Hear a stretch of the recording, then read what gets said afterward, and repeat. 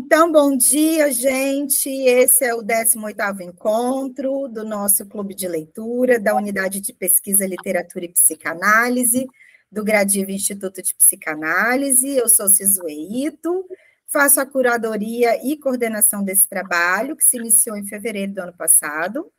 A maioria de vocês já sabe como funciona, mas para quem chegou agora, a gente está gravando esse encontro aqui, a gente vai disponibilizar no canal do YouTube, o Divã e a Estante. Nosso grupo hoje já tem quase 200 pessoas, né, que se une aí, que está agregada prioritariamente por meio do WhatsApp, do nosso grupo do WhatsApp. Os encontros são mensais, sempre no último sábado do mês, quando a gente conversa sobre o livro que a gente escolheu. O nosso grupo não é composto exclusivamente por psicanalistas, né? Não é obrigatoriamente por psicanalistas, mas por leitores interessados pela psicanálise. Esse espaço aqui é gratuito, é aberto aos convidados, à comunidade. As pessoas chegam por meio dos convites que a gente, que faz parte aqui, né, faz para os nossos amigos, para as pessoas que a gente conhece, e também pelas divulgações que a gente faz nas redes sociais. A escolha do que a gente vai ler, ela se dá da seguinte forma: como curadora, eu sugiro 2 livros por mês e o grupo vota em um deles. Eu costumo priorizar autores contemporâneos, já que a gente tem um outro espaço, que é o grupo de estudos do Instituto, que é exclusivamente para estudar autores, livros clássicos, em paralelo aí, né, com análise. E eu acabei escolhendo até hoje, para esse espaço aqui que a gente está hoje, exclusivamente romances e novelas, e gosto muito dos nacionais também, para que a gente possa ter chance de tentar ter os autores aqui para conversar com a gente, mas em dezembro a gente vai, pela primeira vez, conversar com livros de contos, né? Não sei se vocês vão estar muito mobilizados, mas eu vou trazer contos pela primeira vez em dezembro.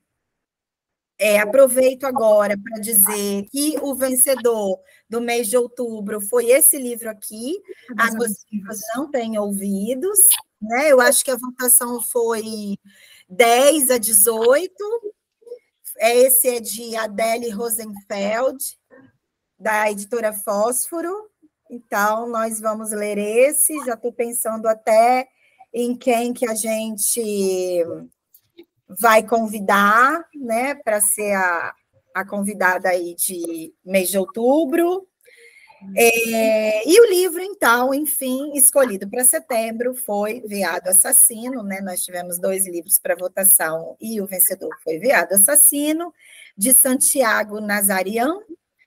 Esse livro foi lançado agorinha, acho que 2 meses atrás, né, Santiago? Exatamente 2 meses, Isso, pela editora Companhia das Letras, e a gente tem aqui o privilégio, né, de ter o próprio autor.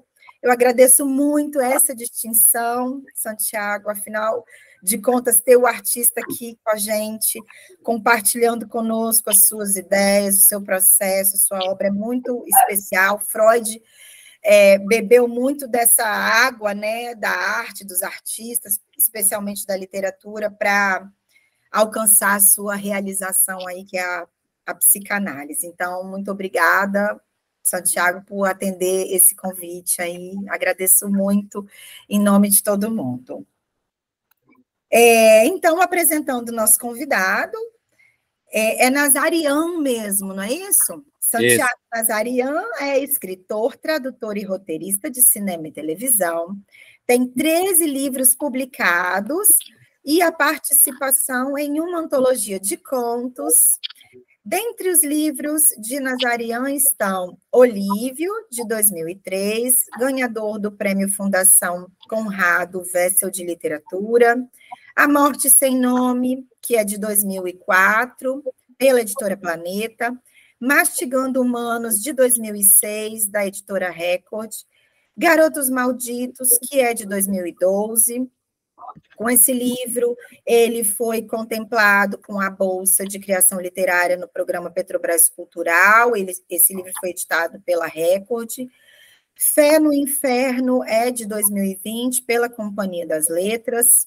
Ele também é autor de um livro infantil chamado A Festa do Dragão Morto.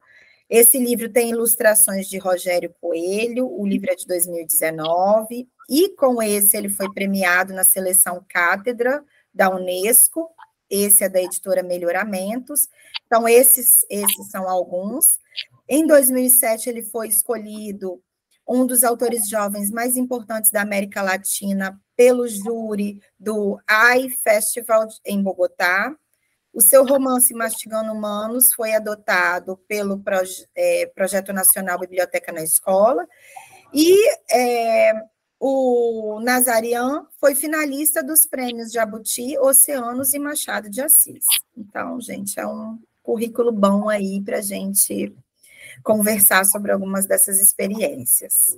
E aí eu vou trazer um pouquinho desse que eu chamo de resumo de Veado Assassino. Veado Assassino é um livro curto, uma novela, mas de fôlego. É preciso ter fôlego para acompanhar o debate dos dois personagens.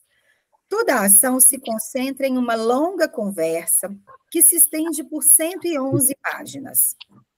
Como leitor, vamos juntando os pontos à medida que os dois personagens que dialogam vão mostrando quem são.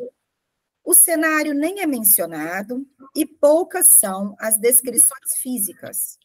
O que de cara percebemos é que um jogo é apresentado para que possamos desvendá-lo nas linhas e entrelinhas daquilo que é dito, e sempre em primeira pessoa. Não temos aqui o narrador onisciente, nem notas explicativas, nada disso. As perguntas e respostas que se sucedem sem parar, são tudo aquilo que temos, e isso basta. O enredo é falsamente simples. Um adolescente de nome Renato, que se identifica como não binário, é questionado por um profissional, mas será um profissional? Que se encarrega de descobrir por que ele matou o presidente do Brasil. Diga-se, um presidente de extrema-direita. Porque é isso mesmo. O jovem de 16 anos tomou para si a missão de eliminar um presidente que considerava homofóbico, violento e fascista. E também desejava notoriedade, ser identificado como alguém que não passou à toa pelo mundo. Ser visto como outro qualquer é seu maior medo.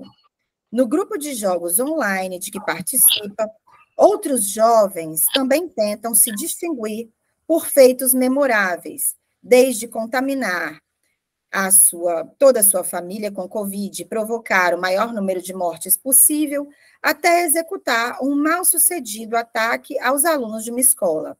Renato, enfim, foi o único do grupo que fez algo grande, marcante o suficiente para que ele se tornasse conhecido em todo o país e no mundo. E é a partir das perguntas que recebe desse homem não identificado que Renato passa a contar ao leitor quem é, o que fazia, de que família veio, suas frustrações, raivas e tudo aquilo que o levou a decidir. Vou cometer um assassinato e vai ser o assassinato. Morador de uma área mais pobre de Florianópolis, Santa Catarina, filho de um pai negro, dono de bar, e uma mãe branca, professora, ele é o irmão caçula de 2 filhos do casal. Assim como seu irmão, 3 anos mais velho, Renato não se identifica como um homem hétero, mas como alguém que está à parte das identidades de gênero binárias, masculino e feminino. Seu irmão, Renan, desde os tempos de colégio, já mostrava claramente quem era e o que desejava. Como diz Renato, seu irmão já era uma guria hétero. Renan, esse irmão, agora Renata, deixou a família para trás para se prostituir e viver uma vida completamente nova. Já Renato diz que era uma criança viada, Perseguida na escola pelos colegas, sem amigos, trancada em um quarto com seus jogos online, com pouquíssima vida social, odiando seus pais e sem qualquer projeto de vida. Como diz em certo momento, ele era uma criança que não gostava de nada, e fala também de sua indiferença por sexo. Assim, por não fazer alguma coisa que desse um sentido à sua vida, que fosse significativa de verdade, que mostrasse a todo mundo que ali, nele, havia algo mais, matar aquele presidente não seria o ato mais significativo entre todos os atos imagináveis?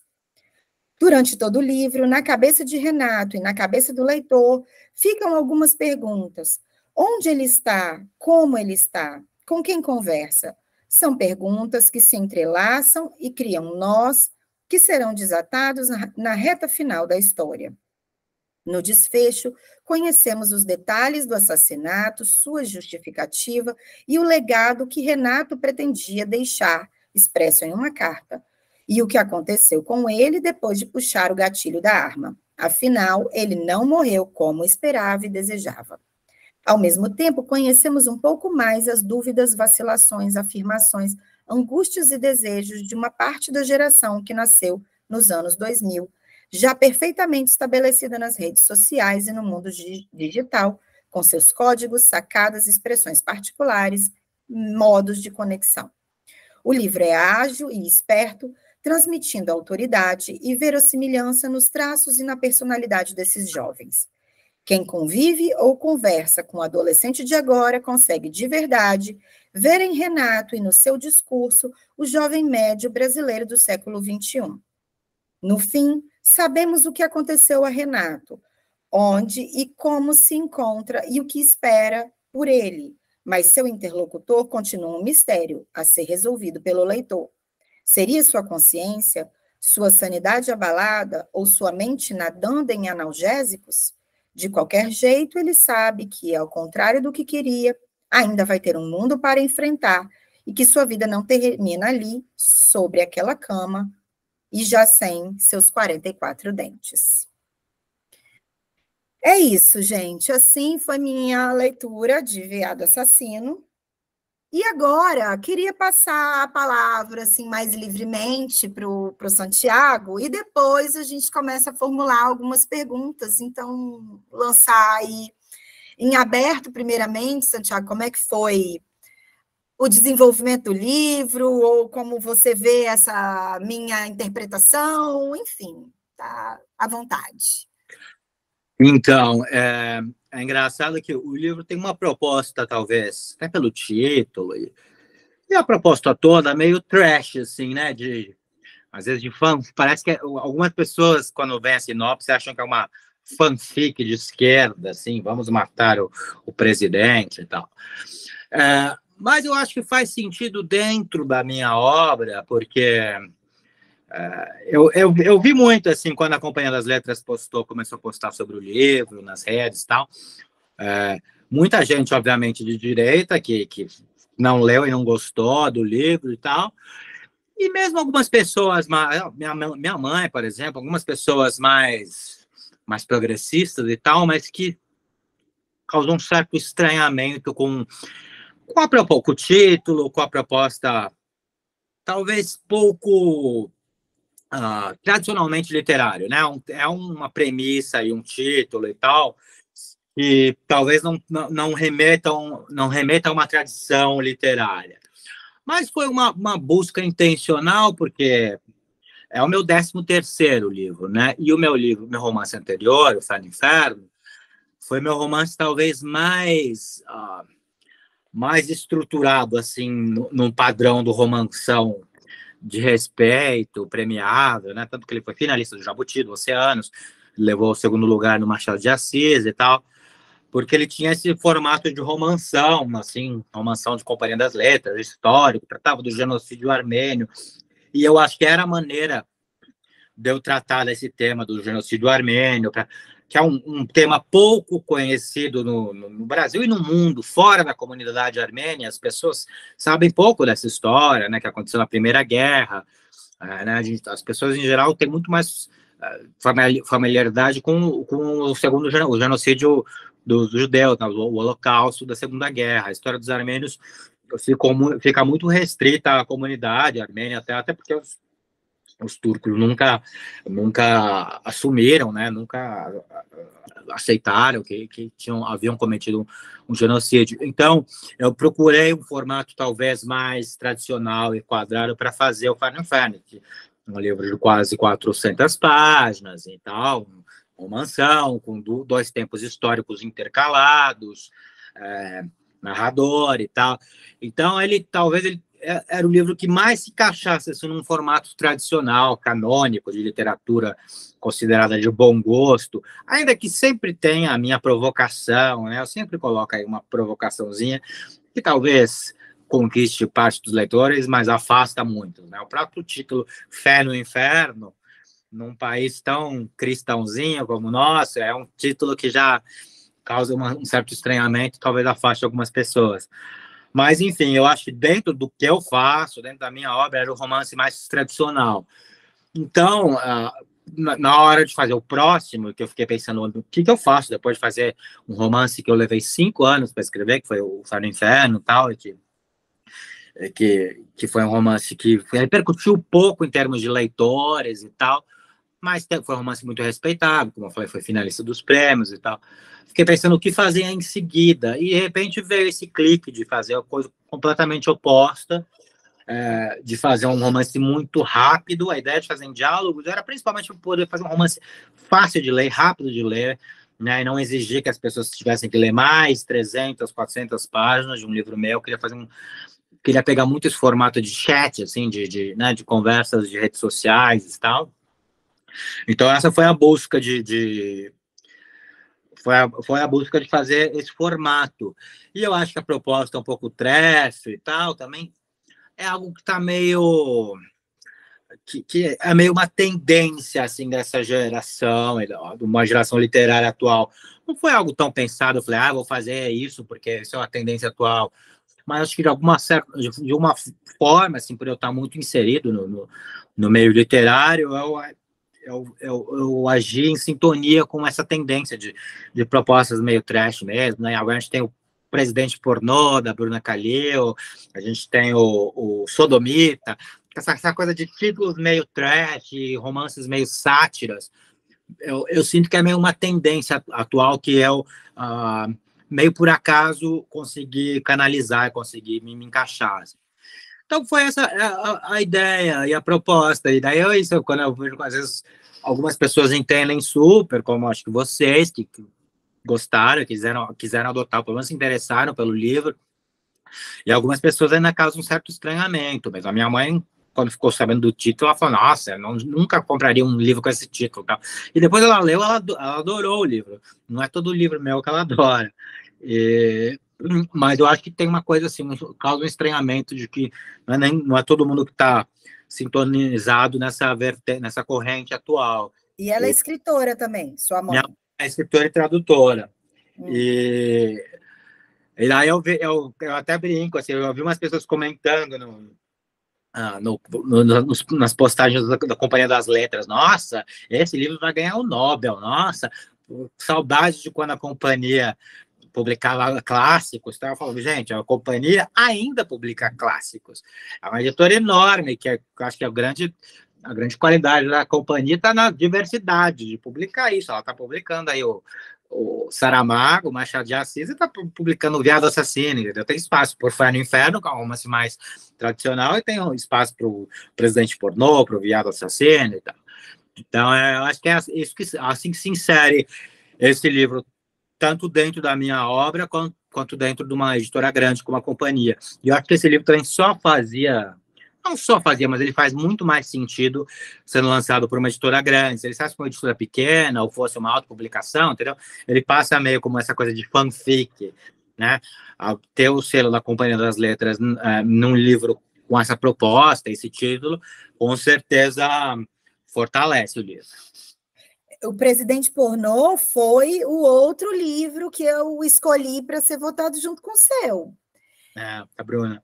Isso, e eu li também, e eu falei, vamos ser mais disruptivo, né? São duas propostas bem diferentes do que a gente costuma trazer aqui para esse espaço, mas o pessoal recebeu muito bem, inclusive queriam conversar sobre os dois, queria que um mês fosse Veado Assassino, que outro mês fosse Presidente Pornô, assim. E aí a gente costuma fazer uma repescagem e tal, e pode ser que o Presidente Pornô volte lá em janeiro, a gente faça uma repescagem, fevereiro, e ele volte, não sabemos.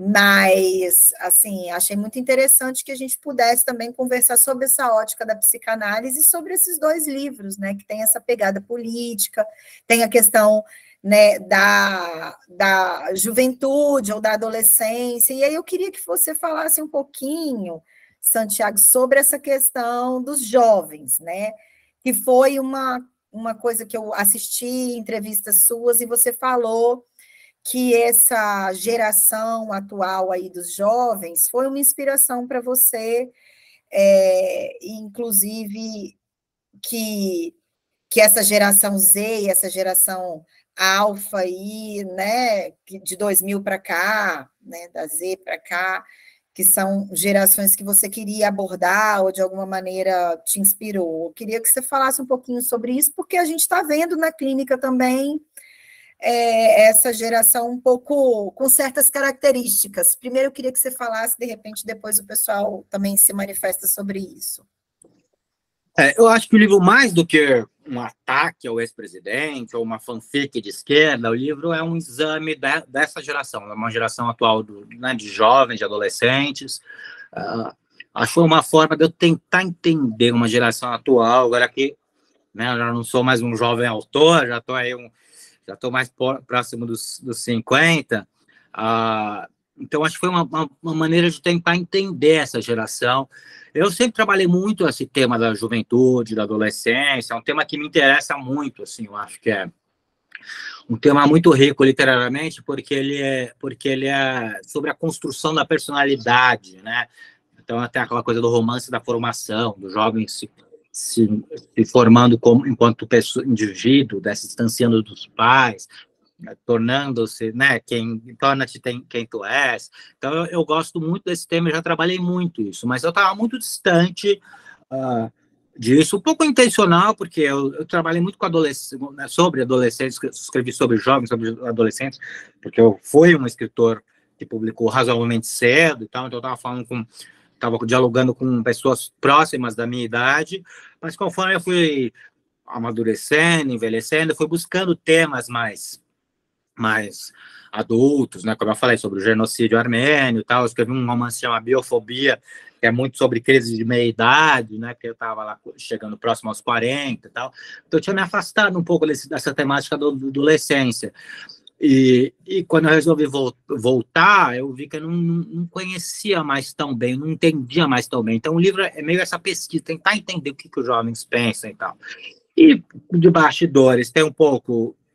Essa busca tem um pouco disso, porque eu fiquei casado 6 anos, né, com um chefe de cozinha, com idade próxima à minha e tal, e eu me separei em 2019, e estava com 43, estava com 42 anos e tal, e depois de 6 anos casadinho, monogâmico e tal, eu voltei para o mercado dos solteiros, né, com 42 anos, e aí, obviamente, né, eu voltei a malhar e tal, aquela coisa, e entrei nos aplicativos, nos Tinders, nos Grinders e tal, e conversava com os meninos novos, meninos de 20 e poucos anos, tal, que já tinham quase 20 anos de diferença de mim, e comecei a sentir, né, eu fazia 6 anos que eu não tinha essa prática de paquerar, então eu encontrei um novo cenário, assim, que todo mundo mandava nudes, e todo mundo mandando nudes, uma coisa que não acontecia, porque 6 anos antes as pessoas tinham menos smartphones, as câmeras eram piores, não tinha tanta essa prática. 6 anos depois, todo mundo mandando nude e tal, uma geração que não tem muito pudor disso, mas ao mesmo tempo era uma geração que está se vendendo muito, muita gente se vendendo literalmente, tanto de prostituição, quanto no OnlyFans, e vendendo fotos, né? Gente que vende foto, vende vídeo e tal. Isso no meio gay existe muito, assim, que não existia antes e tal. Então, eu fui entendendo quem que era essa geração, os novos, os novinhos, né, de 20 e poucos anos e tal. E eu comecei a namorar um menino de 20 e poucos anos que estava nesse processo de transição. Ele se assumia como não binário, mas a gente namorou 1 ano e meio, a gente terminou faz 1 ano, e a gente namorou 1 ano e meio e ele começou a se identificar como uma mulher trans, e começou o processo de tomar hormônios e de fazer toda a transição, que eu acompanhei, assim. Então também teve isso, de encontrar uma geração que tem muito isso do não binário, muitos gays fazendo se reconhecendo como mulher, que é uma coisa que está mais aberta, mais aceita, talvez até um pouco de moda, mas tem isso também, que é mais fácil as pessoas se assumirem, reconhecerem quem elas são e tal. Então foi tudo isso que eu estava encontrando, que eu estava tentando entender, que eu coloquei no livro, assim, que é isso, exatamente isso, uma entrevista com uma pessoa dessa geração, um jovem dessa geração, tentando entender quem, né, o entrevistador tentando entender quem que ele é e por que ele fez as coisas que ele fez, e o próprio jovem também, um pouco tentando entender quem ele é, um pouco em contradição. Assim. Acho que veio de tudo isso, essa história e o personagem. É interessante, né? Porque essa coisa, Freud, né, Lacan também dizem sobre isso, né? Que o artista sempre vem antes do psicanalista, né? O artista sempre traz isso, sempre tenta entender, sempre expõe esses acontecimentos sociais, esse tentar entender, né? Então, o artista traz primeiro e depois a psicanálise vem elaborando, entendendo também e estudando esses acontecimentos humanos, né, e sociais. Então, isso que você está trazendo é interessante. E como é que se dá, Santiago, para você, essa relação entre o que é seu, suas elaborações e a escrita? Você costuma fazer... né, elaborar por meio da escrita suas questões, seus sofrimentos ou suas... Como é que se dá o processo da escrita para você? Até porque você é filho de escritora. Então, é uma questão mais suada, ou é mais... catártica, ou as duas coisas, ou quando é catártica, produz algo comercial ou não necessariamente? Como é que... Fala um pouco sobre isso aí, assim, como é que é para você? Com certeza, eu trago, acho que muito das minhas questões, dos meus, né, como eu falei aqui, nesse livro era isso, era um momento de tentar entender uma geração atual, e jovem. Então, eu trago muito das minhas questões, dos meus ideais. Acho que a escrita, para mim, é muito isso, assim, é materializar, colocar no papel, trazer ao mundo algo que está só dentro de mim, coisas que eu acredito, ou coisas que às vezes que nem tanto que eu acredito, mas questionamentos que eu tenho, possibilidades, sabe, ideias. Sei lá, para mim, eu tenho um livro que chama Neve Negra, que é um livro de terror, que é muito sobre a paternidade, sobre a utopia da paternidade, que o pai nunca tem totalmente certeza que o filho é dele, que a relação do pai com o filho nunca é tão próxima quanto da mãe e tal. Foi uma tese que, por exemplo, que eu defendi no livro, no Neve Negra, sobre a paternidade. Não sei se é exatamente o que eu acredito, mas é uma visão possível de paternidade que eu estava explorando aí, que eu estava discutindo. Então tem um pouco isso, assim, eu não faço muito livros manifestos, até faço, assim, alguns, mas acho que os livros não são só manifestos e colocar o que eu acredito e tal, é também um pouco para provocar e questionar, né, e mostrar Eu, por exemplo, tenho um livro, o Biofobia, que é um livro sobre a crise da meia-idade, é um livro que tem muito essa tese de que a natureza é maligna, que a natureza é cruel, a própria natureza física mesmo, o mato, as árvores, é uma coisa que causa irritação, alergia, que é uma coisa impenetrável, sabe? É algo algo agressivo, e não é nada a visão que eu tenho de natureza. Eu adoro natureza, eu gosto muito mais de viajar de lugar de mato e praia do que para cidade grande, para ver museu, entendeu? Eu sou total da natureza, mas era a tese que eu defendia, assim, no livro, que era a natureza é a igreja de Satã, sabe? Essa coisa da natureza como algo agressivo ao homem. Então é isso, assim, eu acho que eu levanto ideias que eu acho interessantes, discutir ideais.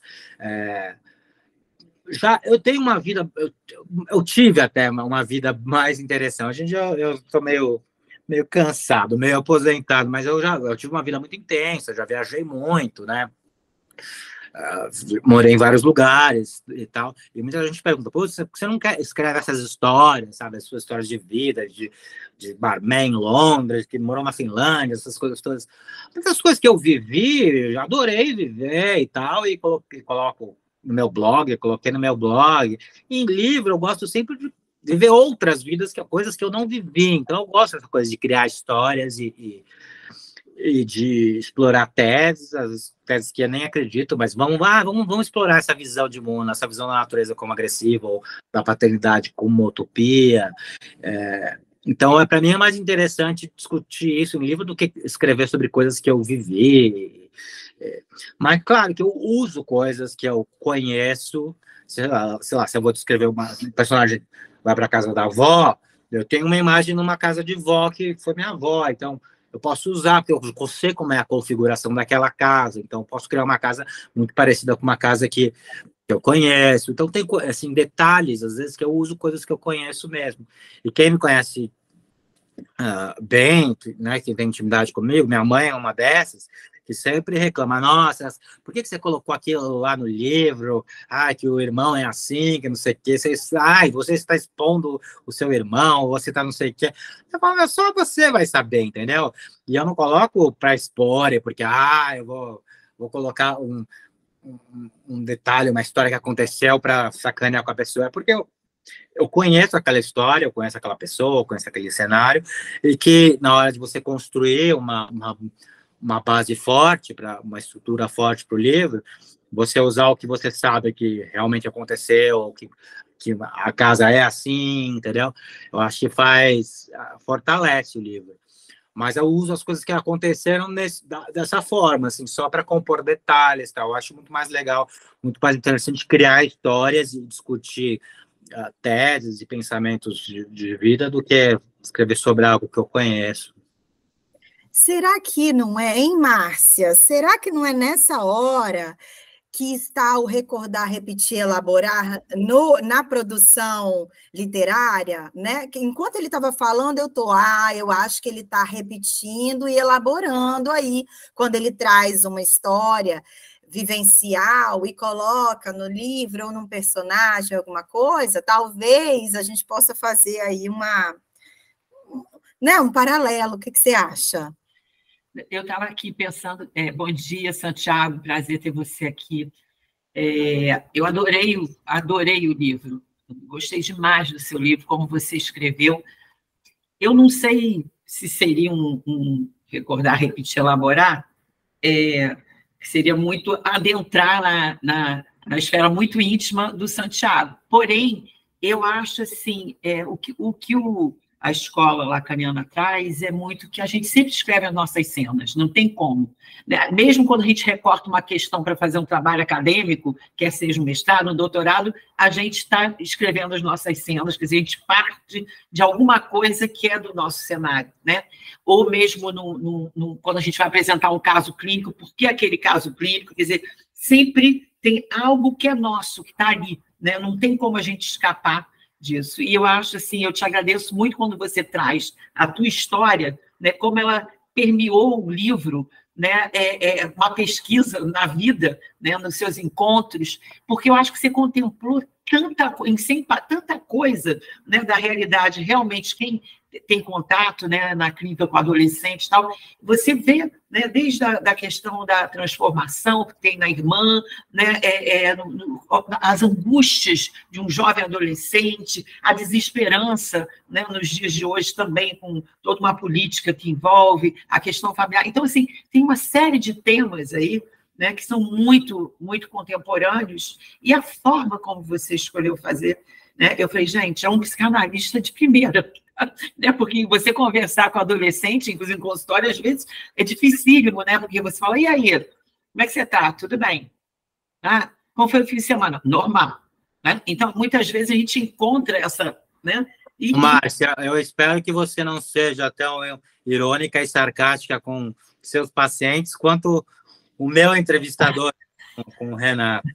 Mas ele é ótimo psicanalista. Eu achei ele um excelente psicanalista para adolescente, porque eu acho que até com adolescente você tem que ter esse lúdico, um certo lúdico. E o Renato, ele vai entrando com tudo, só que, na verdade, essa relação, essa conversa, né, com ele mesmo, com uma instância, né, da consciência, um superior, que, no fundo, é o que a gente dialoga numa análise, é com o nosso superior em última instância. Né? Então, eu achei, sim, muito interessante, mas eu acho que isso, sabe, Ciso, eu acho, claro que sempre tem algo do recordar, repetir, elaborar, porém, eu acho que essa questão das nossas cenas que se colocam, né, eu acho que quando a gente escolhe escrever alguma coisa, eu não sei se você concorda, Santiago.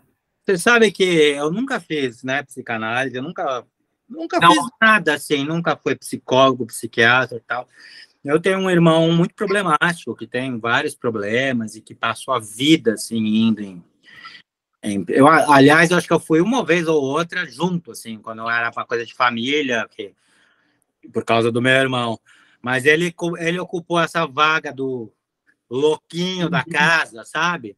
E do garoto problema, assim, e que ele foi expulso de todas as escolas que ele frequentou, que ele estudou e tal. Então, não teve muito espaço para mim na minha vida para eu passar por isso. Apesar de eu ter sido longe de ter sido um jovem integrado e feliz e tal. Eu falei do Renato, de como eu criei esse personagem muito investigando, conhecendo os jovens atuais, me relacionando com meninos mais novos e tal, mas o Renato também tem muito de mim. Eu era um jovem total, um adolescente total trancado no quarto, jogando videogame. Os jogos na época não eram online, não tinha nem internet, né? A internet começou no final da minha adolescência, assim. Não tinha isso, mas eu ficava jogando Nintendo, Super Nintendo. Então eu era um jovem um adolescente muito solitário, muito...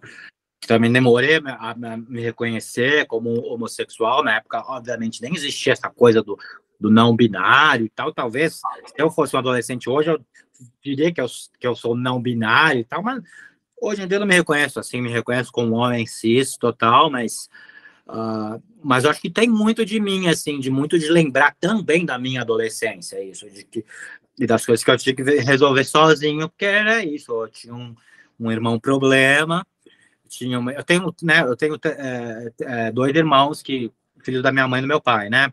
O meu irmão problema, no começo da adolescência, foi morar com meu pai, porque ele era muito problemático, muito difícil a relação dele com a minha mãe. E eu tenho uma irmã mais velha, eu sou o caçula da minha mãe, então eu tenho uma irmã mais velha, que era o oposto, que era total integrada. Eu lembro que a gente ia nos acampamentos de férias, assim, ia eu e ela e tal. Eu era o que não tinha nenhum amigo que não gostava de esportes, que não gostava, que eu ia num acampamento meio obrigado, porque eu acho que minha mãe fazia muito bem, assim, de tentar me integrar, de me colocar no acampamento para não passar as férias trancado no quarto jogando videogame. Ela me mandava para acampamento e tal. Mas a minha irmã era integrada, que era amiga de todo mundo, que ganhava troféu no final da temporada.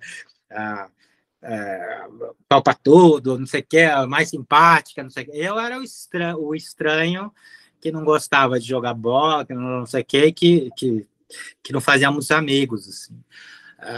E eu nunca resolvi nessas coisas com psicanálise e nada assim. Acho que eu acabei resolvendo com a literatura. Escrevendo a literatura, que é um passo, né? Que o Lacan fala, quando você parte para a escrita, seria a direção da cura, né? Você bota em palavras e faz na escrita. É uma elaboração das mais ricas, né? Da sublimação. Agora posso falar um outro aspecto que eu achei Pode. interessante? Dentro até dessa questão aí, né, do adolescente, do trabalho com adolescente, eu também tenho muita experiência com a clínica na psicose, né, a minha formação inicial foi toda dentro dessa área, e uma das coisas que eu aprendi com os supervisores, né, que eu tive, foi assim, nunca provoque, nunca se coloque, né, numa postura arrogante diante, né, de um paciente, diante das ameaças, das falas. Acredite, né, seja humilde para ouvir, né, no caso seria ameaça de suicídio, ideias suicidas ou qualquer agressões.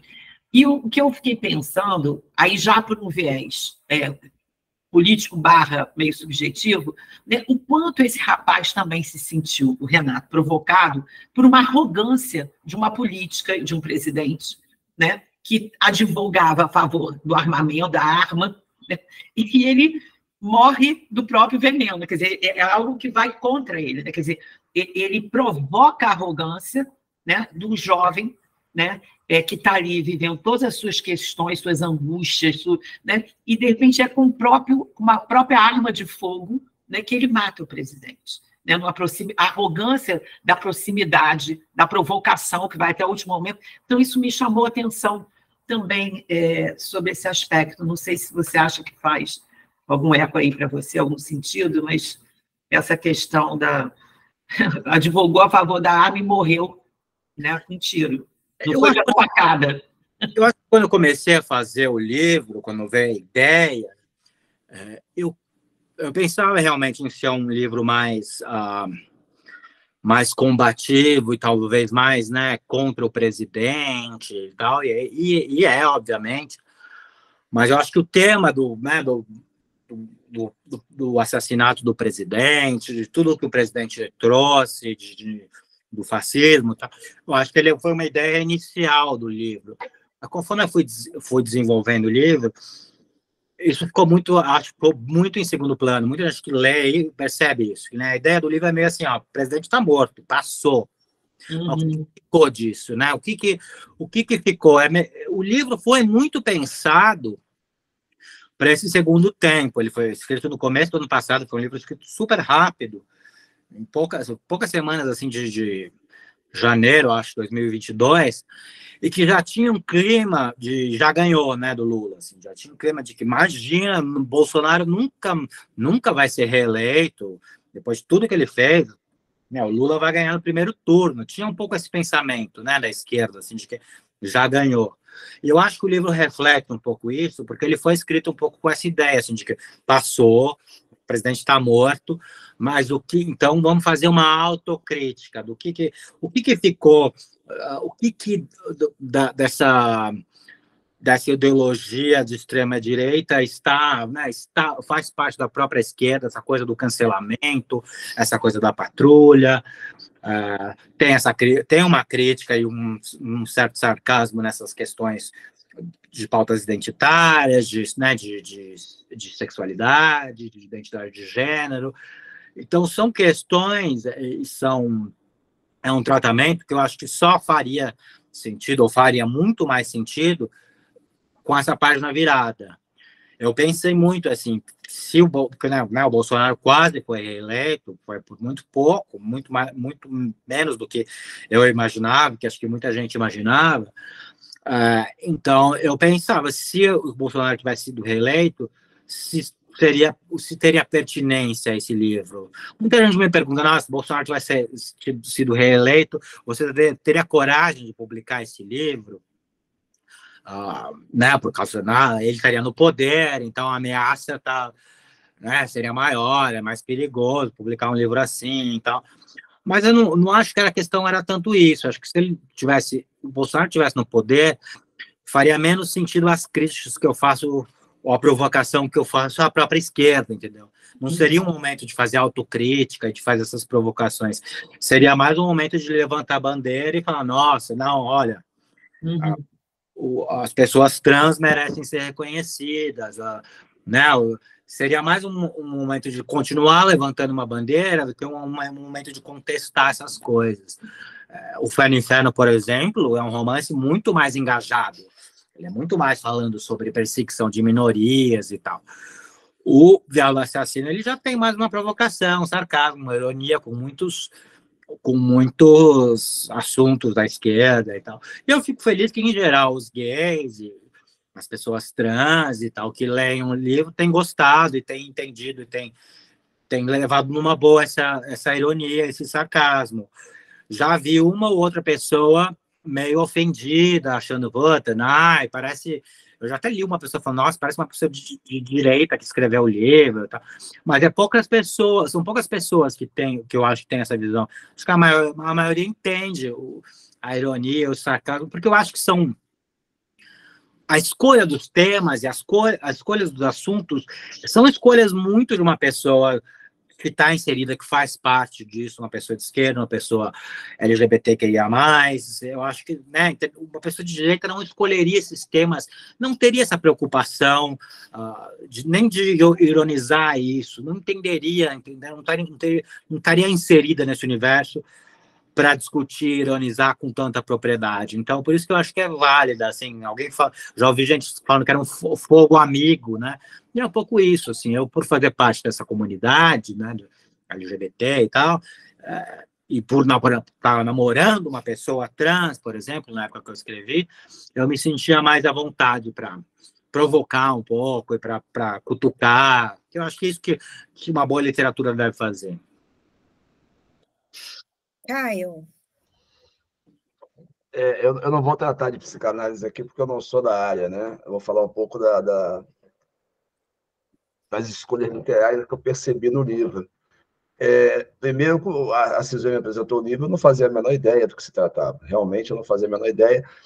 E digo mais, dessa vez eu passei pela orelha do livro e fui direto ao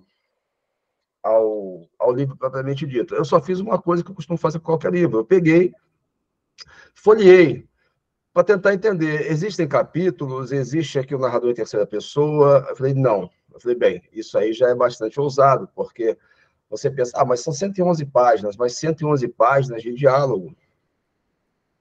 111 páginas de diálogo são 250 páginas se você intercalar com uma narração, intercalar com uma descrição de paisagem.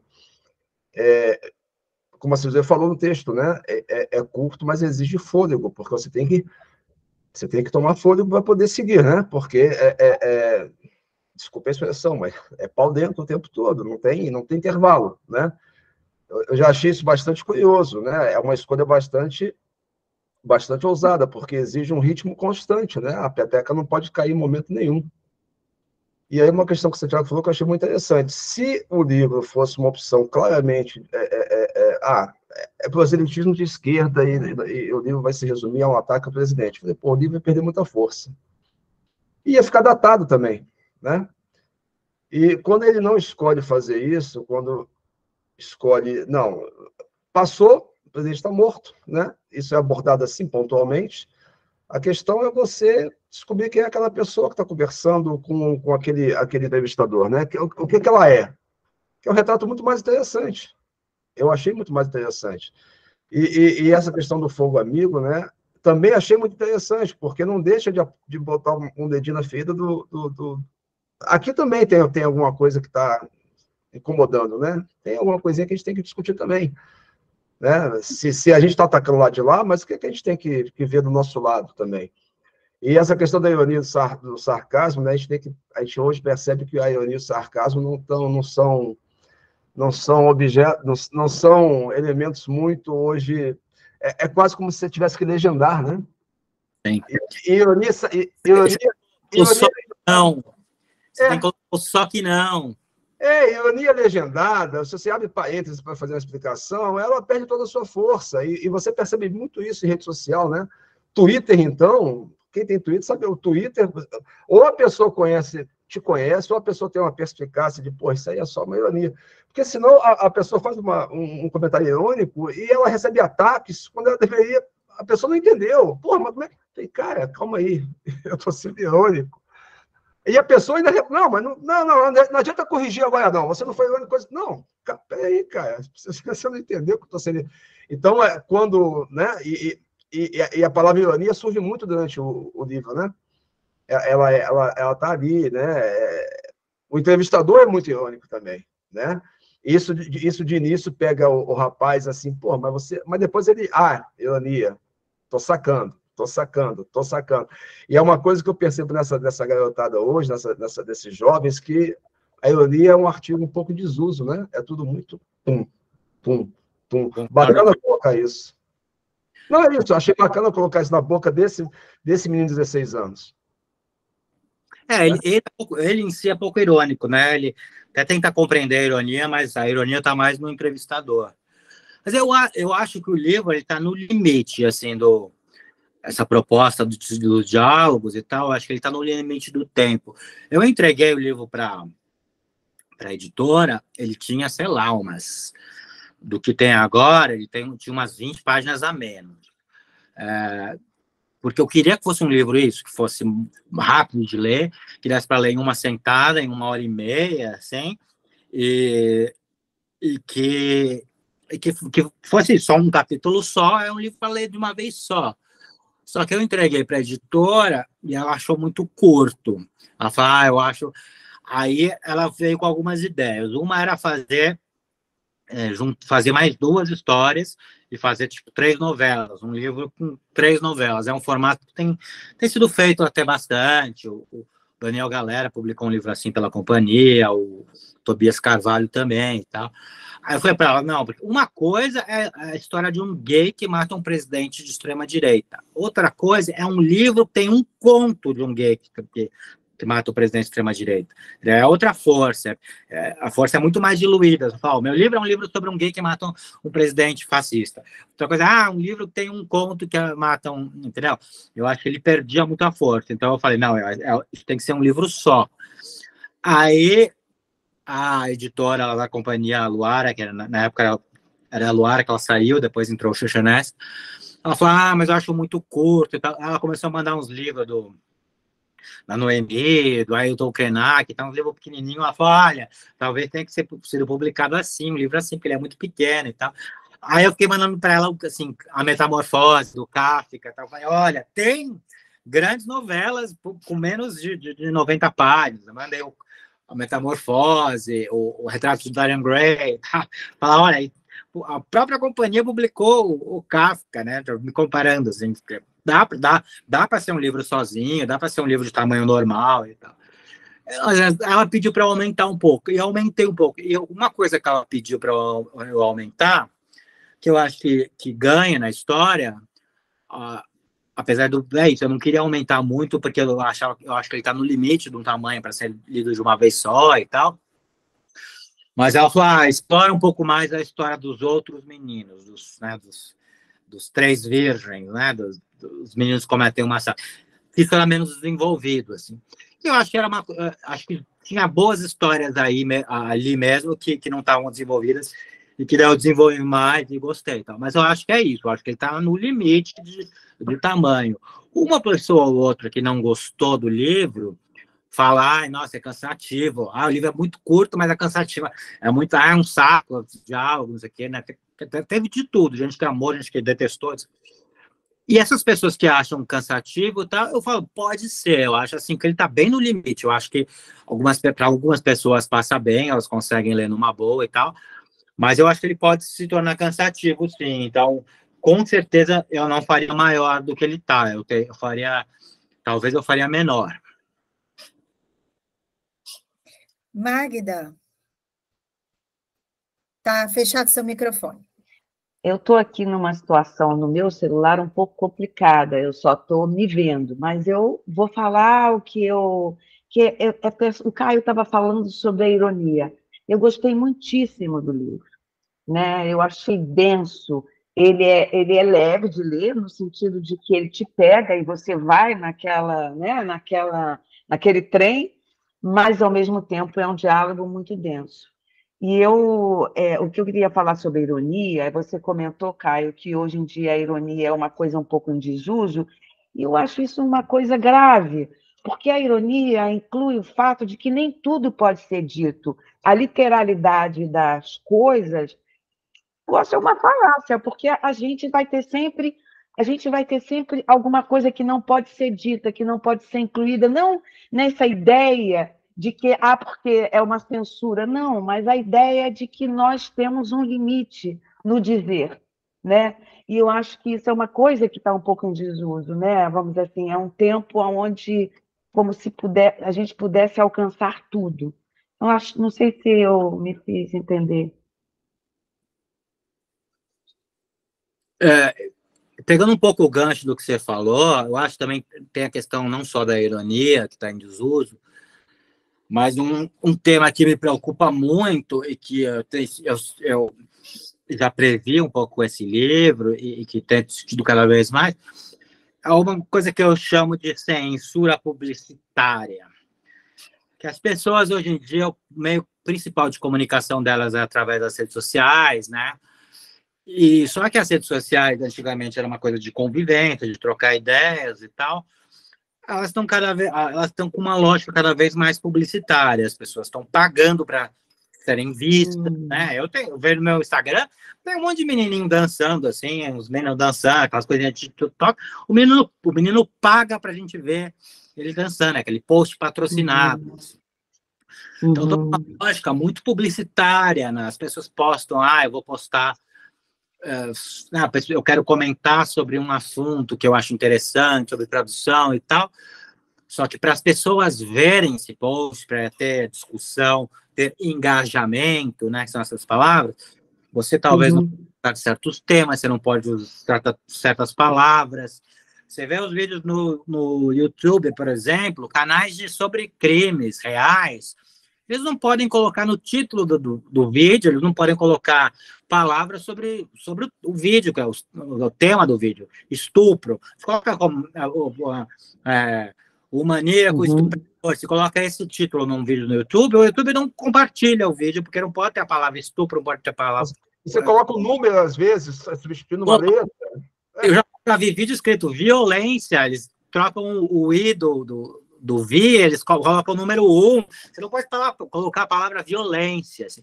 E aí, então, uma censura publicitária, porque para o vídeo ser visto, ele tem que ser interessante para os patrocinadores, né? Para quem está patrocinando os vídeos no YouTube ou no Instagram e tal. Então, ele tem que ter uma lógica publicitária, de mercado. E nessa... até um vídeo como eu já vi gente postando sobre o vídeo o Viado Assassino, que é isso, troca o do viado coloca um asterisco e tal para a palavra viado não aparecer. E às vezes não é nem substantivo, não. Se você fizer um vídeo e colocar Lula ou Bolsonaro, você também está correndo risco, até o nome próprio. Exatamente, porque os patrocinadores não vão querer se envolver com temas políticos, então o vídeo vai ser visto por menos pessoas, porque tem menos patrocínio e tal. O título mesmo, o Viado Assassino, que foi pensado viado com E e tal, e tem toda essa discussão no livro, na questão do viado bicho. Ótimo.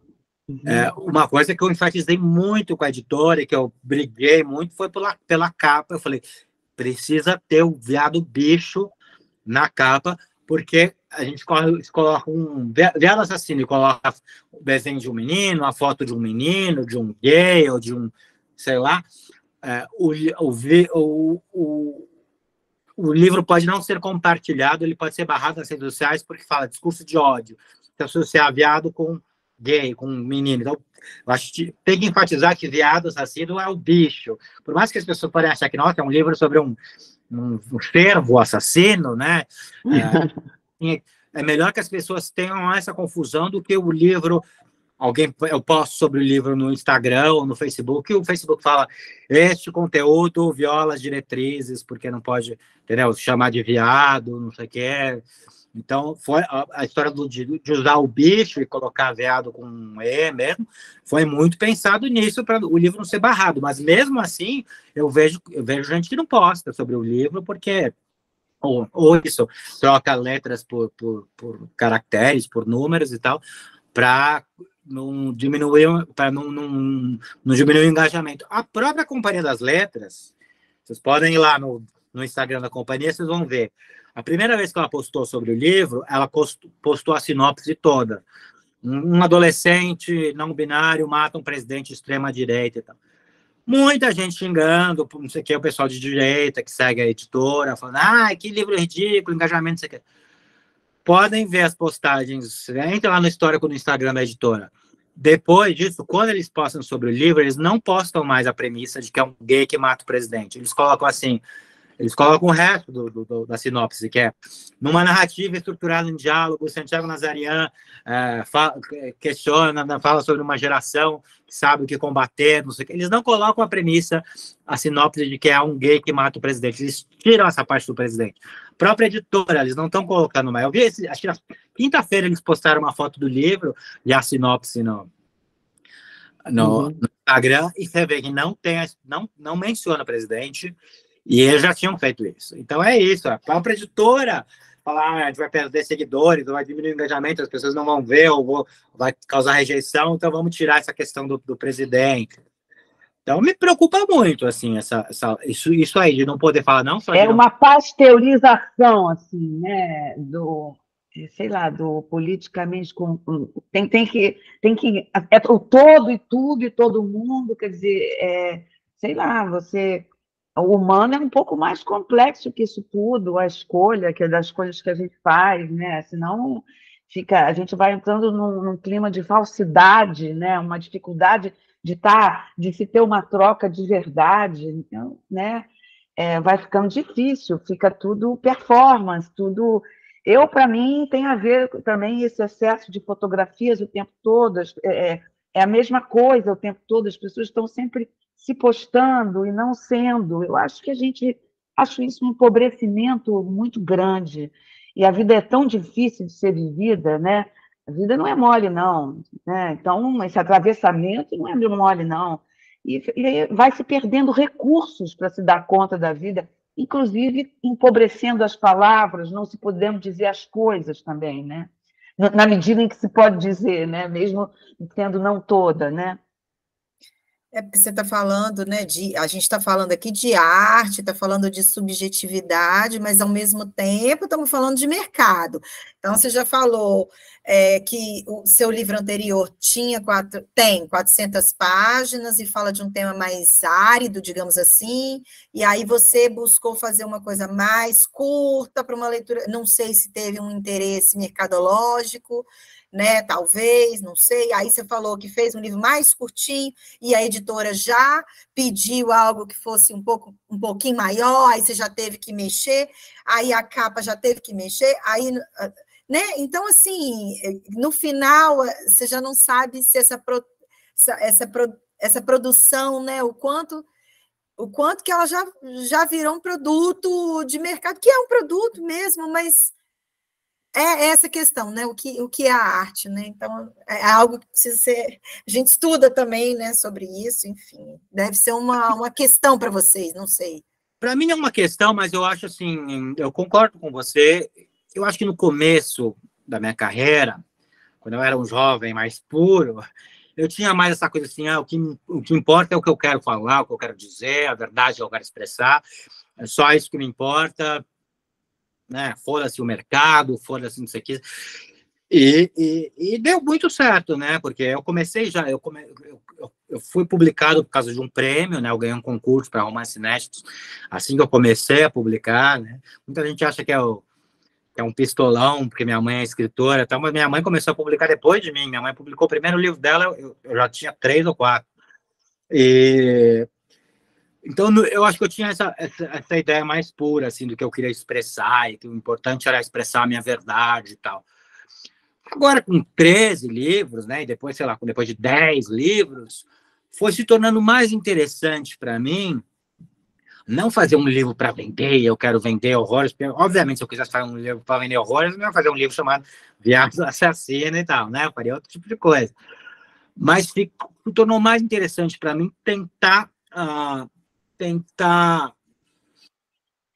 juntar o que eu tinha para dizer, o que eu achava que era interessante para eu dizer, o que me motivava, com algo que seja, não mercadologicamente interessante, mas interessante para minha carreira, algo que eu não fiz ainda, conquistar algo que eu não tinha conquistado. Como o Inferno Inferno foi um livro pensado em formato de livro de prêmio, esse era um livro, isso, que eu queria conquistar leitores mais jovens e mais rápido e tal. Então, acho que, para mim, eu gosto desse desafio atual, assim, de tentar conciliar o que eu tenho para dizer, o que eu gosto para dizer, qual que é a minha verdade pessoal, com algo que eu não fiz e que é interessante literariamente para o mercado atual, assim, o que está sendo discutido dentro da literatura, né? Agora tem essa coisa muito forte das pautas identitárias, né? No ano que eu fui finalista do Jabuti com Fé no Inferno, eu fiquei entre os 5 finalistas, e os 5 finalistas, todos, inclusive eu, tratavam da questão racial. Né? Porque o Inferno tem a questão armênia, que eu faço paralelos com a questão indígena de hoje em dia. Né? São 2 tempos. É um menino armênio em 1915 e o menino indígena gay nos tempos de hoje.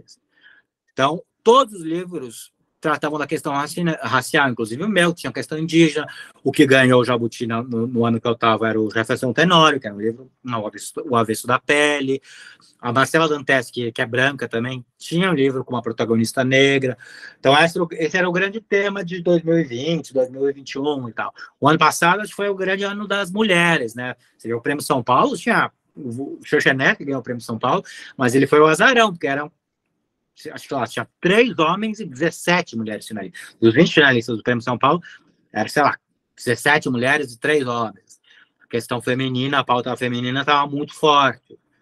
Então, eu fico aí pensando também, qual que é uma pauta forte e que eu tenho certo lugar de fala, que eu poderia falar. E, para mim, era a questão trans, assim, que eu estava com uma pessoa trans na minha casa, né, na minha cama, literalmente. Então, eu acho, eu gosto desse desafio atual de conciliar o que eu tenho para dizer com temas que estão em voga, formatos de livros que possam conquistar mais leitores, ou não, pode conquistar mais prêmios, ou não, pode ser um formato que seja mais adaptável para o cinema. Por exemplo, quando eu escrevi o Biofobia, era essa a ideia. Eu quero fazer um livro que seja facilmente adaptado para o cinema e para o teatro. Ele chegou a ser vendido para o cinema, tal, até ganhou uma grana, tal, mas nunca foi rodado. Então, eu procuro, há alguns anos que eu procuro isso, assim, conciliar não só o que eu quero dizer e tal, mas com algo que tenha uma certa pertinência e relevância no mercado atual. Deise. Está fechado seu microfone, Deise. Bom dia de novo, né? Bom dia, Santiago. A minha formação é em letras, bem diferente de vocês, mas eu vi umas coisas aqui que me deixaram feliz, porque eu nunca havia encontrado isso em livros que eu já tenha lido, que tenha conversado com os meus alunos, né? Quando eu começo a ver essas 2 personagens, me veio à cabeça, não a estrutura do livro, mas o título de O Eu Profundo e Outros Eus, lá do Fernando Pessoa, porque eu vejo esse entrevistador como outro eu do Renato, né? E aí eu fiz uns apontamentos sobre esse entrevistador, porque eu vi nele a libertação do Renato, né? Então, ele é o interlocutor desejado pelo Renato, porque ele é o único que questiona. A mãe não pergunta, onde você vai? Eu vou comprar drogas, eu vou matar o presidente. Mas foi uma pergunta para forma. Ela não queria saber sobre o Renato. E o entrevistador, mesmo quando ele é combatido pelo Renato, né? Você está de sacanagem, você quer me comer, você não sei o quê, ele insiste. E ele faz uma coisa que nem pelos relatos do Renato ninguém faz, ele pede desculpas ao Renato. O Renato não tem em nenhuma das suas narrações o histórico, alguém me pediu desculpas, alguém prestou atenção ao que eu digo. Então, eu vejo nele a voz que o Renato queria ter e que tem quando está em coma. Então, seria um outro eu dele que deu a si mesmo essa resposta. A ironia, quando eu falo com os meus alunos sobre ironia, eu vejo a ironia como uma das mais inteligentes figuras de linguagem que nós temos. Nem todos estão preparados para a ironia. Você entender que o outro está dizendo o contrário, em alguns momentos, porque ele não pode dizer eu estou falando disfarçadamente, ou porque ele quer estimular sua inteligência.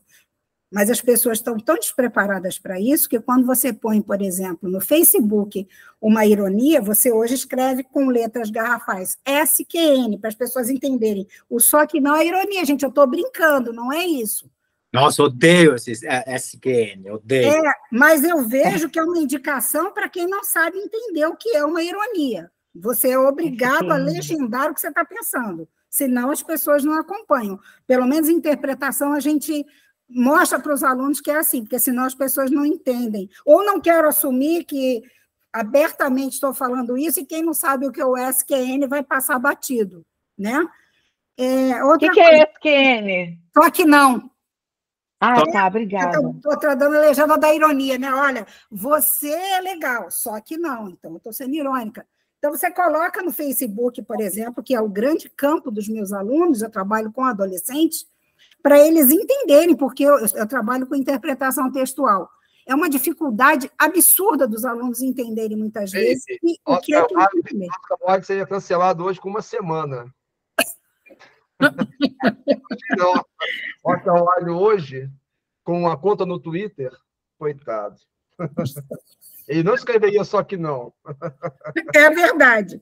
Então, eu vou ser mais rápida, que eu anotei tantas coisas, eu gostei tanto desse livro.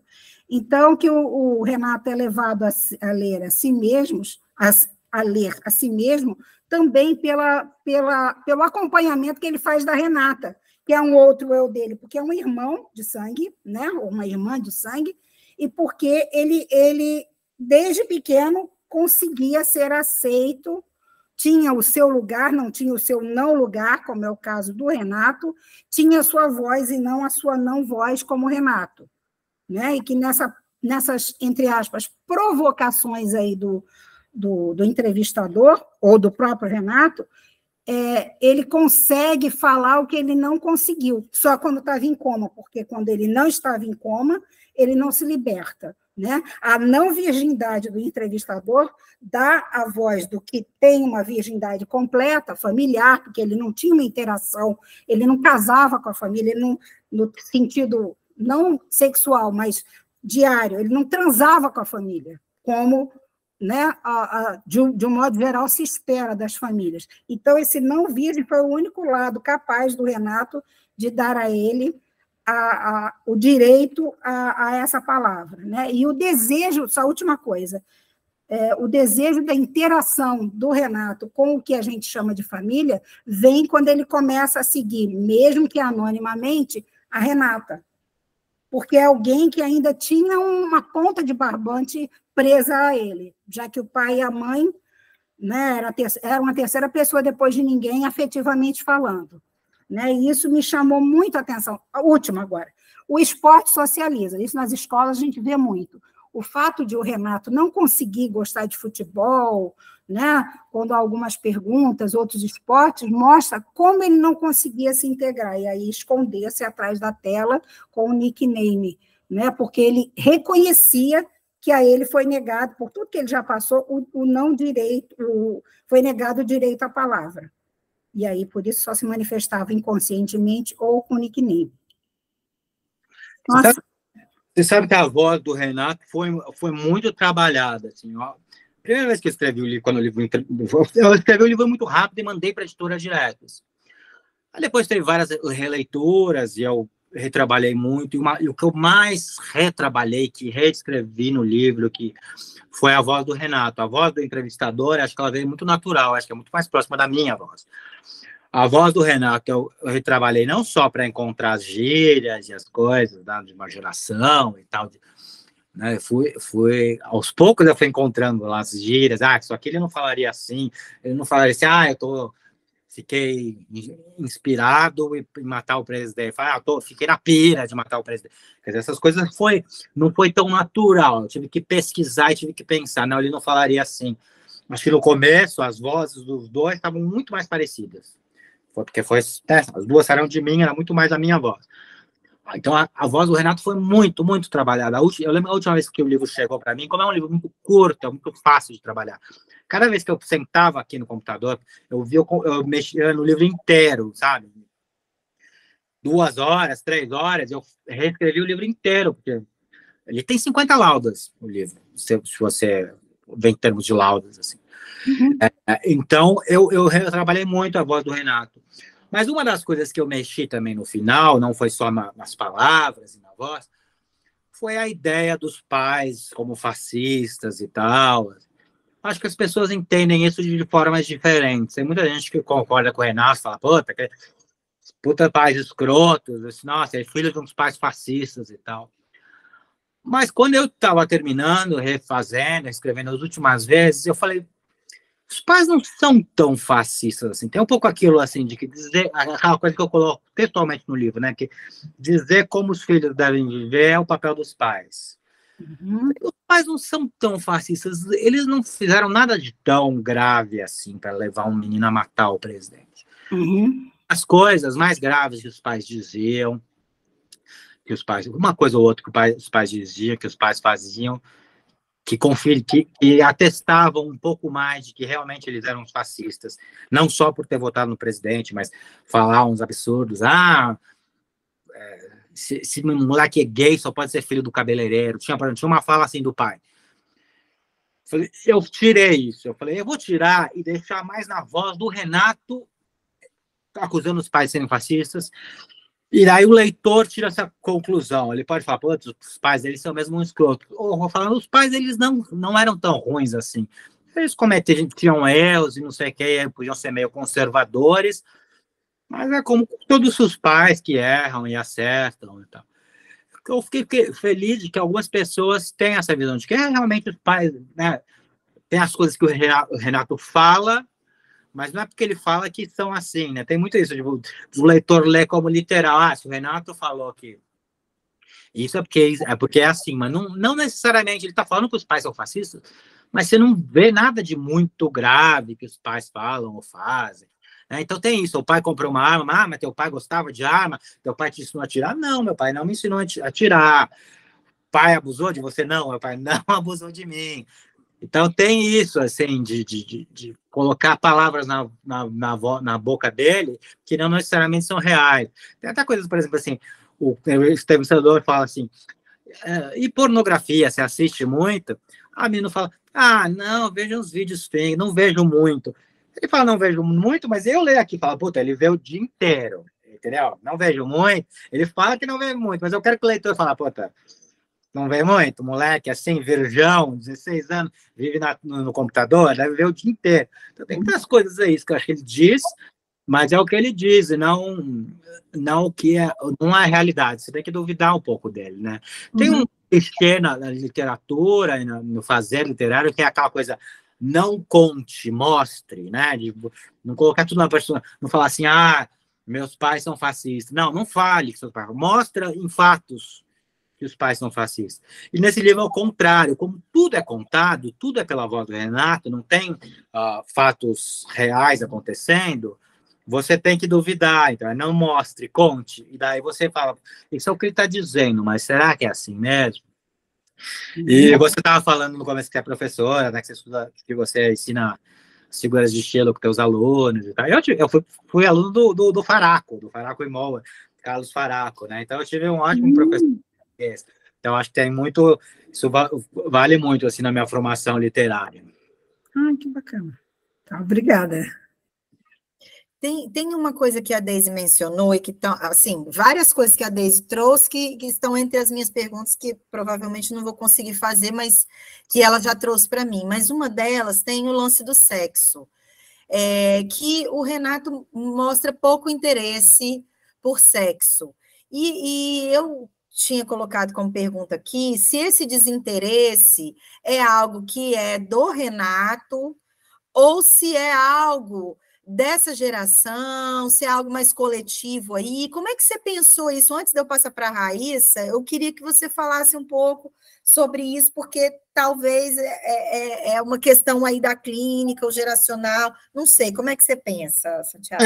Eu acho que eu senti isso de forma orgânica, e eu já vi muito, assim, de pesquisas, de teses, de pessoas falando que é uma geração que tem transado menos, porque isso fica muito no virtual, de mandar foto, mandar vídeo, trocar foto, trocar nudes, mas que não necessariamente vai ter um contato real, né?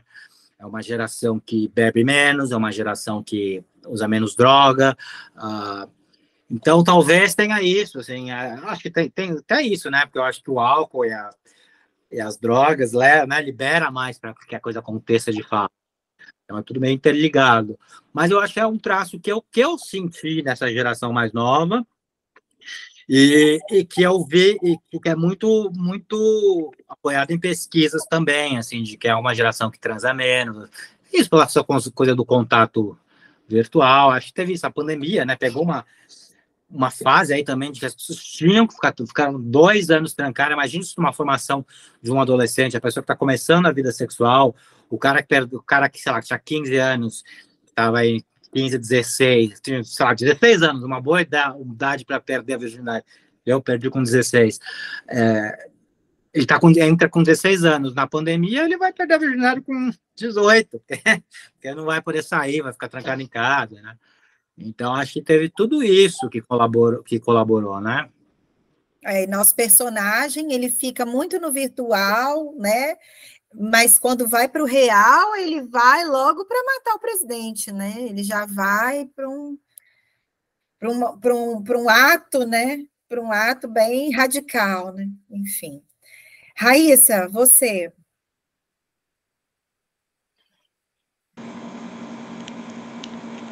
Olá, então eu sou a Raíssa, sou formada em letras. Queria começar falando que eu sou uma leitora fã já do Santiago Nazarian, já li todos os livros, acho que com exceção do Bifobia. E eu leio desde os 18 anos, né? Levei algumas leituras para a universidade. Eu já queria começar falando o quanto é interessante que o Santiago sempre teve essa literatura meio disruptiva, né? Tanto com temas quanto na forma.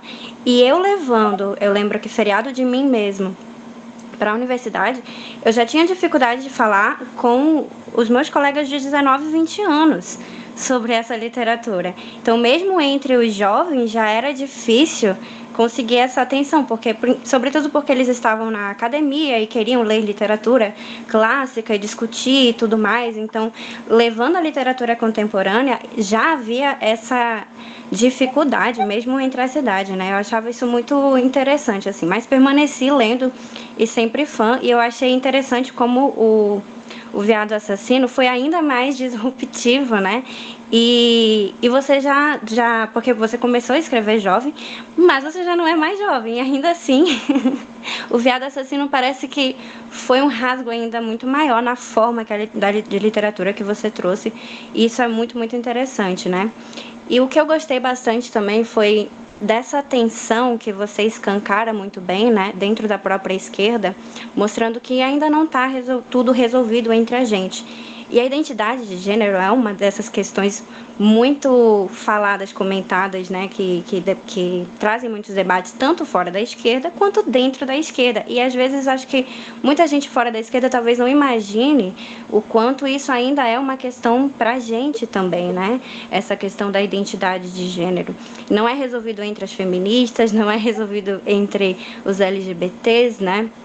Eu participo das duas comunidades e vejo essa tensão. Então, o livro eu achei muito interessante pelo fato da gente conversar, ter essa conversa interna com o que nos incomoda nessa questão, né? Vendo o entrevistador provocando e, ao mesmo tempo, vendo o Renato se defendendo e querendo defender o Renato. E, ao mesmo tempo, estando do lado do entrevistador também, né? Então, assim, eu achei muito interessante a gente se colocar nesse lugar dúbio dos dois e ver que talvez não tenha uma resposta. Talvez esse lugar todo seja essa questão de não trazer uma verdade, uma resposta sobre isso, de que sempre vai estar trazendo debates, sempre vai estar trazendo uma visão um tanto quanto contraditória, porque a própria estrutura é contraditória. Enquanto a gente não resolver a estrutura, a gente não vai resolver esses problemas da identidade, né? Mas, assim, é isso. Gostei muito, muito da leitura e eu acho que a gente precisa de mais desse tipo de diálogo, né, dentro da esquerda e da literatura em geral, assim. Aí já ficou super feliz. Tem que fechar o seu microfone.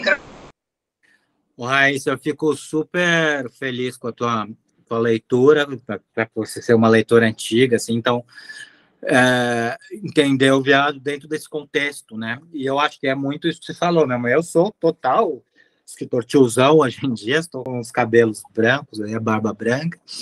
Então, para mim, também é uma grande conquista conseguir ainda fazer algo diferente. E eu acho que para Mastigando Humanos foi um livro que foi muito essa intenção de fazer algo totalmente diferente, de trazer algo jovem para minha literatura, né? Porque eu comecei meus 3 primeiros livros, né, incluindo o Feriado de Mim Mesmo, que você citou. Eu acho que eu queria mais me provar um escritor sério, e era mais calcado nessa coisa do mal de século, na literatura clássica e tal. E o meu 4º livro, que foi o Mastigando Humanos, que saiu, eu tinha 29 anos, foi uma coisa de assumir, puta, o que eu posso fazer de novo, fazer algo diferente, trazer algo diferente, não ficar só bebendo nas fontes clássicas, né, nos meus ídolos, das minhas influências, lá o Oscar Wilde, Thomas Mann, Kafka, Caio Fernando Abreu, mas trazer algo século XXI, assim, pro livro. E o Mastigando Humanos foi muito essa proposta, e foi meu livro que mais deu certo em termos de vendas, de repercussão e tal. E eu acho que o Veado tem essa busca também de vou fazer, putz, eu fiz um livrão, né, livrão de prêmio, de mostrar que eu sou um escritor maduro e tal.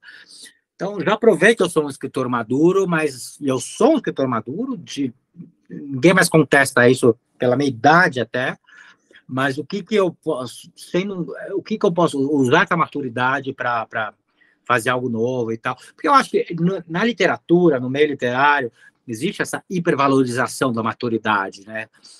Quando saiu o Fé no Inferno, muita gente falava, o livro mais maduro de Santiago Nazaré, o livro mais maduro, como se fosse a melhor qualidade que o livro pudesse ter, sabe? Como se a maturidade fosse a maior qualidade que um escritor pode ter. Eu acho que sim, tem o seu valor, a maturidade, mas talvez seja mais raro e mais interessante uma espontaneidade e uma loucura que é mais associada à juventude do que a maturidade em si. Com certeza, o Veado, ninguém vai falar o livro mais maduro de Santiago Nazarian e tal, mas eu fico feliz aos 46 anos poder lançar um livro disruptivo, como vocês falaram, mesmo usar essa palavra da moda, assim, um livro que provoque, que tenha um questionamento. Eu lembro quando o Cherchenesky leu, né, porque o livro foi comprado lá pela companhia, a Luara, Luara França, era a editora, aí ela saiu, ela foi para outra editora e o Cherchenesky assumiu o livro, assim, ele leu, o livro já estava quase pronto, já estava quase saindo. E ele falou, Santiago, queria entender um pouco, me conta qual foi a tua proposta, qual foi a sua ideia de fazer um livro assim e tal. E eu falei, a ideia era isso, de tinha feito um livro maduro, esse livrão de prêmio e tal, eu queria mostrar que eu ainda era capaz de fazer algo novo, diferente, disruptivo e tal. E aí ele falou, putz, o teu livro é o oposto de prosa de prêmio, assim, é isso, é um livro meio chuto balde, tem essa proposta meio trash, o título meio trash. Então, eu fico feliz de ainda poder fazer isso hoje em dia, assim. E já antecipando uma possível pergunta aí de vocês, agora eu não sei, por exemplo, qual que é o próximo passo, entendeu? Eu fiz o Fiado Assassino e tal, saiu aí faz 2 meses, mas tô na mesma que eu tava quando saiu o Fé no Inferno. Eu falei, e agora? Eu já fiz o livro maduro, já fiz o livro despirocado. Qual que é o meu próximo? O que eu devo fazer agora? O que é interessante para eu fazer para minha carreira? O que é interessante que eu queira contar? Então, eu não tenho uma próxima história para contar. Mas também não é um problema para mim, porque o livro acabou de sair, eu tenho 13 livros, então não espero publicar nada nos próximos 2 anos, talvez 3. Mas, por enquanto, eu não tenho ideia do qual que é o próximo passo. Caio. Não, eu quero pegar esse gancho aí é interessante isso, como é que você disse que saiu de um livro que é fácil você tacar logo o rótulo, né? Um livro maduro, né? Você está falando de genocídio armênio, mas eu acho isso tão interessante, eu falo isso muito com o Sisoé. Como é que você... Porque hoje há muita autoficção aqui no Brasil, né? E tudo bem. Mas as pessoas ficam mais ou menos transportando suas vidas para o romance e fazendo ali adaptações e disfarçam isso, disfarçam aquilo. Aí você pega, por exemplo, o Cherchenesky, né? Uma Tristeza Infinita. Olha, se você não sabe que aquele ali é um autor brasileiro vivo, contemporâneo, você vai dizer, pô, mas esse é um autor europeu de meados do século XX, né? Você pega o Alberto Mustra, que fica situando os romances dele no Primeiro Crime do Mundo, o Rio do século XVI, aí o outro romance dele é o Rio do século XVII. E está falando também no Rio do século XX, né? Aí você vai a Fé no Inferno, aí você faz a ponte entre os indígenas e o o genocídio armênio. Eu falei, pô, mas muita gente não faz a menor ideia do que tenha sido. Eu mesmo, eu gosto muito de história. Você pega os conflitos mundiais, que é tudo muito interessante. Você passa pela Primeira Guerra Mundial, aí vem a Revolução Russa, que está lá no... Mas o genocídio armênio não surge. Para ser honesto, eu ouvi pela primeira vez falar, realmente, do genocídio armênio com uma banda de rock, foi System of a Down, há 25 anos, porque eles são descendentes de armênios, e eles, não propriamente na música, não, mas eles falavam abertamente, porra, teve que vir lá um cara lá dos Estados Unidos, descendente de armênios, para poder dizer para mim que, no meio daquela baia funda da Primeira Guerra Mundial, houve o genocídio de 1 milhão de armênios, né? E é bacana você pegar um escritor que não fica preso só ao tempo, né? E a sua vida transportada por romance, né? Só corrigindo, na comunidade a gente questiona um pouco essa coisa dos descendentes de armênios. Sim, tá.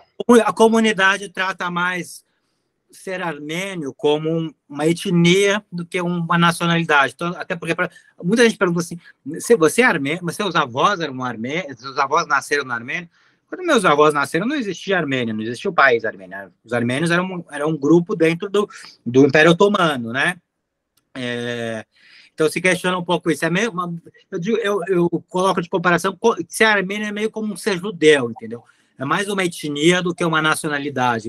Exatamente por isso, porque os armênios todos do Brasil, eles não vieram da Armênia, eles vieram, a maior parte, os descendentes, vieram da Turquia, né? Que a Armênia, como país independente mesmo, existe desde os anos 90, com o fim da União Soviética. Então, só dando um parênteses aí nessa questão dos... Eu poderia dizer que o System of a Down é uma banda armênia, assim como a Cher é armênia, como eu sou armênio e tal. Raíssa, nós estamos nos últimos 10 minutinhos. Diga. Então, não, só para falar do Fé do Inferno, que eu iniciei as leituras do ano com Fé no Inferno, e assim, apesar dele ter, sim, esse ar de romanção e tudo mais, ele também tem uma marca que é só sua, e que tem um pouco de narrativa meio surrealista, assim, no meio, que eu achei muito, muito, muito foda, assim, né, a maneira como a fábula vai se contando na história, enfim, muito, muito interessante. Então, assim, é um romanção, mas é um romanção, assim, Santiago Nazariano, sabe? Não tem como desconectar. Eu não me vendi totalmente, mas é o que eu falei, é tentar associar o que eu gosto, o que eu sei fazer, com formato, entendeu? Obviamente eu não ia fazer um livrão... O Fé no Inferno também tem ironia, também tem sarcasmo, tem essa coisa que você falou do fantástico, só que daí, como eu coloco o fantástico lá na Armênia, lá no Império Otomano, durante a guerra, ele vai para o terreno do folclórico, mais do que o fantástico, né? Porque o fantástico não é muito bem visto na literatura brasileira, mas eu acho que é exatamente isso, assim, tentar associar o que eu faço com algo que seja interessante, um formato que talvez conquiste outras coisas, públicos, ou vendas, ou prêmios, ou adaptações, o que seja. Mas que delícia a gente estar com a Raíssa aqui, hein, também, porque aí ela, né, é uma super leitora sua, que é ótimo. Assim, queria encerrar, Santiago, da minha parte, mas eu vou passar ainda a palavra para você, dizendo que acho que você trouxe nesse livro, né, e que nos deu oportunidade aí de elaborar algumas questões da adolescência, da juventude, do contemporâneo, trouxe algumas expressões, né, por exemplo, incel, eu falei, gente, o que é isso? Aí eu fui pesquisar, né, que era algo que para mim era desconhecido, fui procurar o que era, né, então algumas coisas que a gente vê na clínica e que você... né, trazendo no livro, a gente pôde trazer para cá também, e elaborar, e discutir, eu acho que é isso que a literatura faz, é isso que a psicanálise faz, né, questionar também, pensar, então, achei que foi uma leitura muito interessante, achei essa conversa muito ótima, assim, trocar essa experiência com quem escreve, sempre eu fico apaixonada. Queria passar a palavra para você dizer, né, aí suas últimas palavras, como é que foi para você ter conversado com a gente aqui. E para a gente finalizar. Vou colocar meus chifres. Ah, sim, para a gente ter essa experiência. Eu vi você dando... né? O Xerxenesc, quando eu falei que da ideia de comprar os chifres e usar nas fotos e tal, ele falou, não, mas na orelha do livro não, você vai perder leitores, não sei o que. Porque esse meu lado mais fanfarrão nem sempre cai bem, dependendo do lugar, as pessoas não levam, acham bobagem, acham piada. Mas eu gostei, acho que tem a ver com o livro. Mas é isso, assim, eu acho que eu gostei que você falou que gostou das expressões incel e tal. Teve várias que não... o incel mesmo era uma expressão que eu já conhecia e tal, que eu já tinha visto, mas teve várias que eu falei, teve essa pesquisa de atrás, principalmente de gíria dos games, assim, umas coisas não eram naturais para mim. Mas tinha isso, na época que eu estava escrevendo o livro, eu estava namorando essa menina trans, e que ela gosta de jogar muito League of Legends e tal. Então, eu perguntei muita coisa para ela, do próprio jogo, porque não é um jogo... League of Legends, por exemplo, não é um jogo que eu jogo. Eu até gosto de videogame e tal, mas os jogos mais antigos, né? Então, as gírias atuais, aí dos pessoal que joga online e tal, eu peguei muito com ela, teve essa pesquisa, assim. E agora eu tô vertendo o livro todo para o inglês, né? Para a editora tentar vender lá fora. Eu fiz a tradução do livro inteiro para o inglês, terminei anteontem. E aí achar como passar esses neologismos ou esses anglicismos que eu passei do inglês, né, para o português, né? Tem vários anglicismos, coisa de game, né? Que farmando meu pai para ele comprar arma. Farmando é do inglês, é to farm, né? Porque nos jogos, quando você fica tentando produzir algum equipamento, alguma coisa para usar na partida, você precisa de uma poção para regenerar o personagem, então você tem que ficar farming certas coisas e tal, e as pessoas e os jogadores em português, eles passam para farmando, em vez de, sei lá, produzindo, em vez de ele falava, fiquei farmando meu pai, quer dizer, ele ficou atiçando o pai aí para ele. Então, essas expressões que vieram do inglês, eu passei por agora eu tenho que passar de novo para o inglês, eu falo, nossa, mas como será que os gamers falam lá, entendeu? Porque frisei, né? Uma hora ele fala, nossa, na hora que eu vi o presidente, eu frisei, quer dizer, eu congelei. Pegado o freeze, aí você passa para o inglês, vai virar freeze, ou tem uma outra expressão que remete mais aos jogos, né? Porque isso vem tudo dos games, né? O povo falar frisei em vez de congelei, né? Poderia falar, nossa, meu personagem congelou, mas ele fala, meu personagem frisou. Então tem todo esse trabalho de linguagem, assim, que agora eu tive a experiência de passar para o inglês. Vamos ver o que vai dar.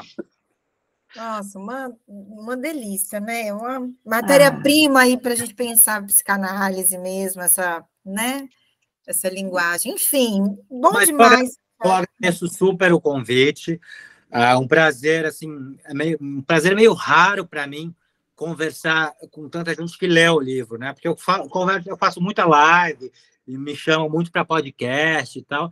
Mas, em geral, é muita gente que não lê. Eu falo, sobre o que é teu livro e tal. Eu conto um entrevistador, mas eu estou falando um podcast para um público em geral, né? Estou falando com um entrevistador que lê o livro, mas com um público em geral que não lê o livro. Então, não posso dar muitos spoilers, ou não tem tanta graça também ficar entrando nos meandros da escrita para quem ainda não lê o livro. Então, eu dou uma ideia mais geral.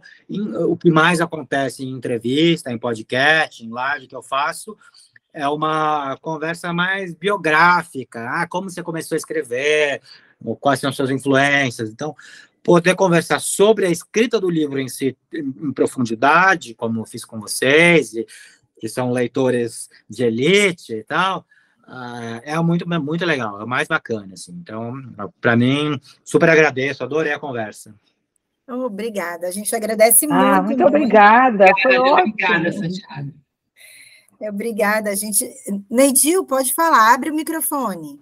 Só nos finalmente, dizer que eu adorei a leitura, foi fantástico. Eu estou encantada e você obrigada a ler outros livros seus, pela paixão que eu fiquei pelo... Pronto, já tem a recomendação de Fé no Inferno.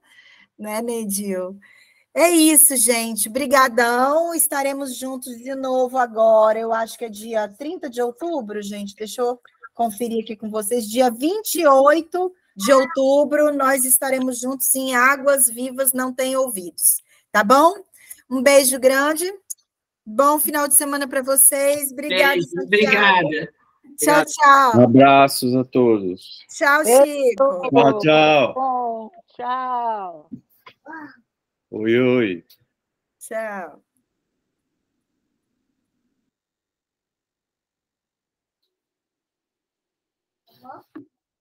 Oi, oi. Acabou.